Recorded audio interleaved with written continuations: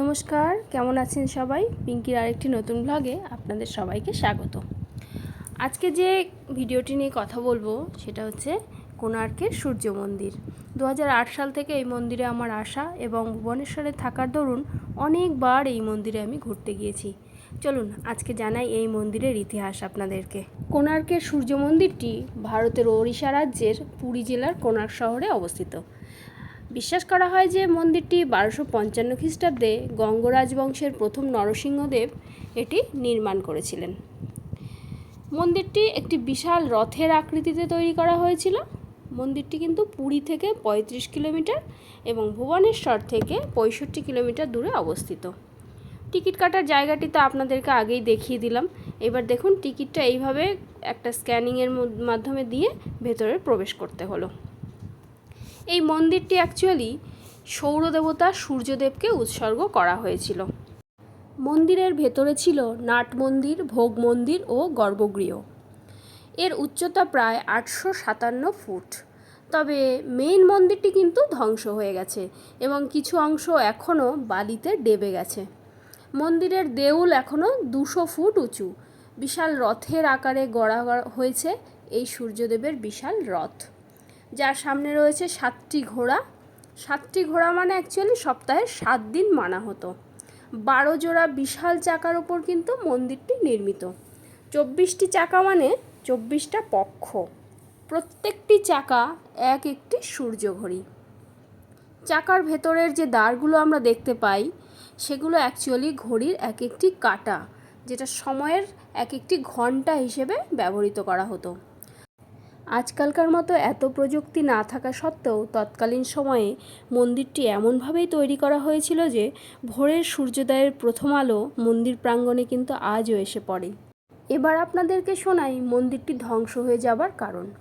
এই মন্দিরটি ধ্বংস হওয়ার পেছনে কিন্তু কয়েকটি কারণ আছে। বাংলার সুলতান কররানীর সেনাপতি কালাপাহাড়ের আক্রমণেই প্রথম কোণার্ক মন্দির কিন্তু ধ্বংসপ্রাপ্ত হয়।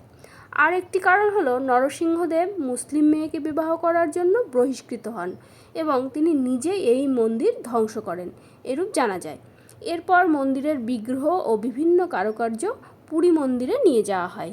বিগ্রহ অপসারণের পর মন্দিরের পূজা ও আরতি সব কিছুই কিন্তু বন্ধ হয়ে যায়। জলদস্যুদের দস্যুবৃত্তি করতে অসুবিধা হওয়ার জন্য পর্তুগিজ দস্যুরা একটা কাজ করেছিলেন। সেটা হচ্ছে কোণার্ক মন্দিরের মাথায় অবস্থিত যে অতি শক্তিশালী চুম্বকটি ছিল সেটা তারা নষ্ট করে দেয়। তবে ওখানকারের যে গাইডরা রয়েছেন তাদের মুখে কিন্তু আপনারা অন্য গল্পই শুনতে পারবেন, যেমনটা আমিও শুনেছিলাম। 250 টাকার গাইড নিয়ে গল্প শুনেছিলাম এবং ওনাদের গল্প কতটা সত্যি সেটা আমি বলতে পারবো না। এবং ওনাদের মত অনুযায়ী এটা জানা যায় যে এই মন্দিরে নাকি কোনো দিন পূজা অর্চনা কিছু হয়ইনি। তাহলে গুগল কি মিথ্যে কথা বলছে? আমার জানা নেই। আমার এ বিষয়ে কোনো নিজস্ব মতামত নেই। আমি যেটা পেয়েছি ইতিহাস খুঁজে, গুগল খুঁজে, সেটাই আপনাদেরকে জানানোর চেষ্টা করলাম। যাই হোক, এইভাবে ধীরে ধীরে বিভিন্ন গোষ্ঠীর আক্রমণের পর এই মন্দিরটি সকল গৌরব হারিয়ে পরিত্যক্ত অবস্থায় পড়ে থাকে এবং মেন মন্দিরটি তো আগেই নষ্ট হয়ে যায়, সেটা আপনাদের আগেই জানিয়েছি। এবং এর বিভিন্ন যে অংশ ছিল সেটা বালির নিচে চাপা পড়ে যায়। অনাদরে অবহেলায় পড়ে থাকা এই মন্দিরটি 1904 খ্রিস্টাব্দে লর্ড কার্জন কিন্তু উদ্ধার করেন। আমরা যেটাকে মন্দির হিসেবে এখন দেখি সেটা অ্যাকচুয়ালি আসলে এর নাট মন্দির, আর মূল মন্দির কিন্তু নয়। মূল মন্দির ধ্বংসপ্রাপ্ত হয়েছে। প্রতিদিন শত শত দর্শনার্থী এই মন্দির কিন্তু দেখতে আসেন। আমিও তাদের মধ্যেই ক্ষুদ্রতম একজন। চেষ্টা করলাম এই মন্দিরের ইতিহাস সম্পর্কে আপনাদেরকে অবগত করাতে। ভিডিওটি কেমন লাগলো সেটা জানাতে কিন্তু ভুলবেন না একটা কমেন্টের মাধ্যমে, আর ভালো লাগলে একটা লাইক শেয়ার করে যাবেন। তাহলে আজকের মতো আপনাদের কাছ থেকে বিদায় চাইছি। দেখা হবে একটি পরবর্তী ভিডিও নিয়ে। ততক্ষণের জন্য আজকে আসছি, টাটা।